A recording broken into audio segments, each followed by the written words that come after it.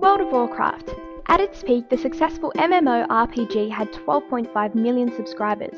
Most of these players belonged to communities called guilds to make in-game raids like this one more rewarding.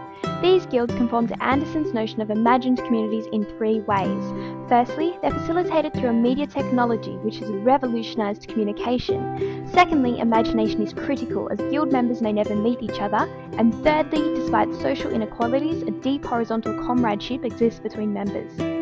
For Anderson, the printing press and consequent print capitalism revolutionised communication, making it possible for rapidly growing numbers of people to relate themselves to others in profoundly new ways.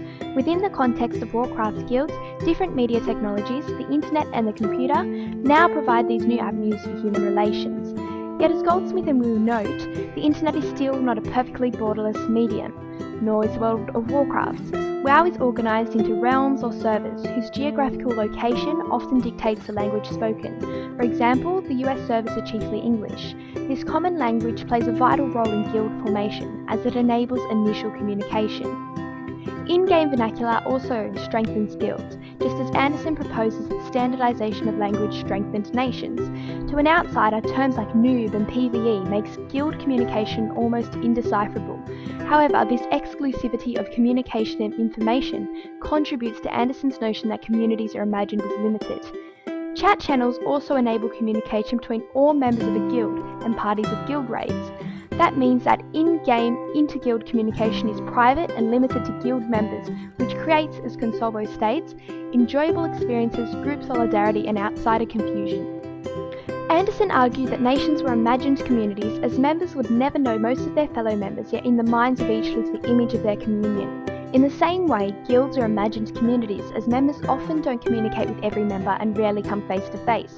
For example, the Ebony Mask Guild on the US Winterhoof server has 818 members, most of whom play at different times, yet despite this, Ebony Mask is a cohesive community. Another layer of complexity is added to virtual communities when members exist in X-reality, which Coleman argues interlaces virtual and real experiences for players. The community they imagine is real, yet situated in a world which is imagined.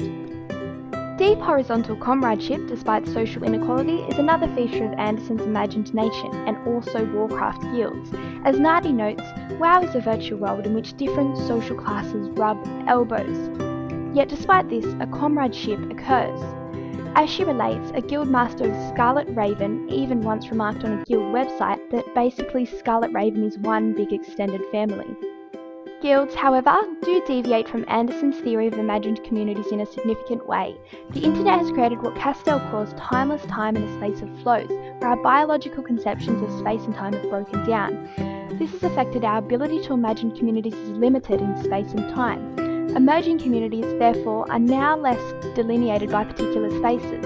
Instead, they are increasingly limited by common interest. Warcraft guilds reflect this, as often all guild membership takes is an interest in WoW and the guild itself. Despite World of Warcraft's guilds being a relatively new form of community, it still conforms to Anderson's template of imagined communities in multiple ways. His theory provides useful ways to think about not just nations, but communities of all contexts and how these have developed due to new media technology.